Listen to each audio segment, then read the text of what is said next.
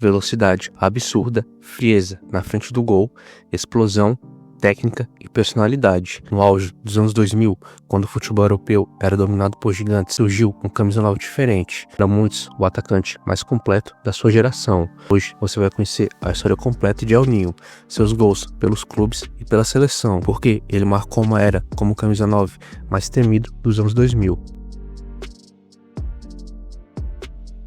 Torres nasceu em 1984, em Fuenlabrada, na Espanha. Ainda criança, ele já se destacava pela velocidade e faro de gol. Ele entra na base do Atlético e sobe ao profissional em 2001, com apenas 17 anos de idade. Pouco tempo depois, acontece algo raro. Torres vira o capitão do Atlético de Madrid ainda muito jovem, e mesmo com o clube vivendo crises e até mesmo rebaixamento, ele nunca abandonou o time. Ele assumiu a responsabilidade e virou o rosto do Atlético. Pelos cotoneiros, Fernando Torres disputou 214 jogos e marcou 82 gols, e ele se tornou um capitão histórico do time. E na época ele não tinha o melhor elenco, mas ele já mostrava uma arrancada devastadora, uma finalização rápida e uma frieza absurda cara a cara com o goleiro. O futebol europeu começou a observar aquele garoto com bons olhos. E depois de se destacar atuando no Atlético de Madrid em 2007, Fernando Torres chegou ao Liverpool e muitos duvidaram que ele aguentaria o ritmo da Premier League. Porém, foi no time inglês que ele viveu o seu auge atuando no futebol europeu. E logo na sua estreia, Fernando Torres calou os críticos e marcou um gol. Aquilo se repetiu semana após semana. Na temporada 2007-2008, Torres teve o seu auge atuando com o time inglês. Naquela temporada, ele disputou 46 jogos e marcou 33 gols. Ele também quebrou recordes de gols de um estreante na Premier League. Fernando Torres não era apenas um artilheiro, ele era o jogador que vencia na corrida, driblava zagueiros com facilidade, finalizava com as duas pernas e também decidia jogos grandes. E no seu auge, nenhum outro jogador foi mais letal e também mais impressionante do que Fernando Torres. Quem pôde ver ele jogar naqueles anos ficou impressionado com a capacidade goleadora e também a velocidade que Torres tinha naquela época.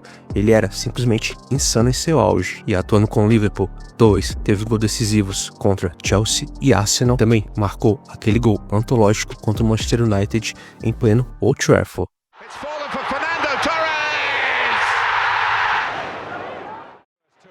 Torres gets past him and scores. E entre os anos de 2007 e 2011, atuando com o time inglês, Fernando Torres disputou 142 jogos e marcou 81 gols. E no seu auge, muitos dizem, hoje não existe zagueiro que pare Fernando Torres. E atuando com a seleção espanhola, Fernando Torres também jogou muito e marcou seu nome na história do futebol espanhol. Torres foi peça-chave de uma das gerações mais vitoriosas da história do futebol espanhol. Torres estreou pela Espanha em 2003, mas o seu nome virou eterno mesmo em 2008. Na Eurocopa de 2008, Fernando Torres foi peça-chave e foi um jogador essencial para a Espanha vencer a Eurocopa daquele ano. Na final contra a Alemanha, em um jogo muito truncado e disputado, Fernando Torres decidiu para a fúria. Naquele jogo, Fernando Torres marcou o gol que deu o título para a seleção espanhola. Aquele gol encerrou um jejum de 44 anos da seleção sem vencer um título. E com aquele gol, Fernando Torres imortalizou seu nome de vez na história do futebol espanhol. Na Copa de 2010, mesmo sem estar no seu auge físico, Torres foi peça do grupo campeão daquele ano. E na Eurocopa de 2012, Fernando Torres brilhou novamente. Na Euro daquele ano, ele foi artilheiro da competição, marcou o gol na final contra a Itália e a Espanha mais uma vez foi campeã. E o título da Euro daquele ano fechou o ciclo mais vitorioso da história do futebol espanhol e também de Fernando Torres. E pela Fúria, Fernando Torres disputou 110 jogos e marcou 38 gols e venceu a Euro de 2008, a Copa de 2010 e a Eurocopa de 2012. Poucos atacantes decidiram tantas finais como Fernando Torres.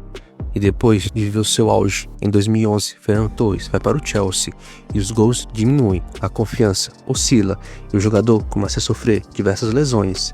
Mas a história não é tão simples quanto parece.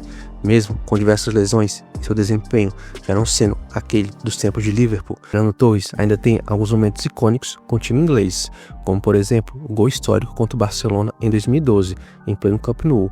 E ele também teve participação direta no título da Champions League. Além disso, ele também venceu a Europa League. Com os Blues, Torres disputou 172 jogos e marcou 45 gols e venceu a Champions League, a Europa League e a FA Cup. Mesmo sem números explosivos, Torres decidiu jogos grandes. Depois de sua passagem frustrante pelo Chelsea, Torres decide retornar ao Atlético de Madrid para fechar o seu ciclo.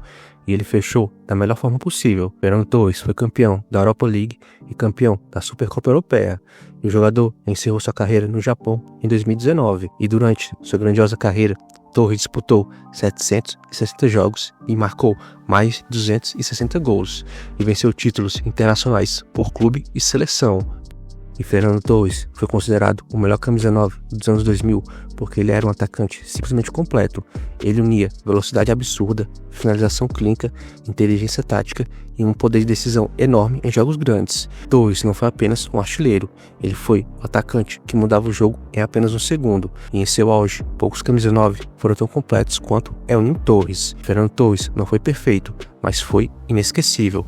Ele marcou em finais, decidiu títulos e fez defesas tremerem. Você viu Fernando Torres no auge, você sabe. Era impossível não sentir medo quando ele arrancava. Mas me fale aí, na sua opinião, Fernando Torres foi o melhor camisa 9 dos anos 2000? Comenta aí embaixo, gostaria demais de saber a opinião de vocês. Curtiu o vídeo? Não quer deixar aquele like e, se possível também, se inscrever no canal. Tamo junto e até a próxima.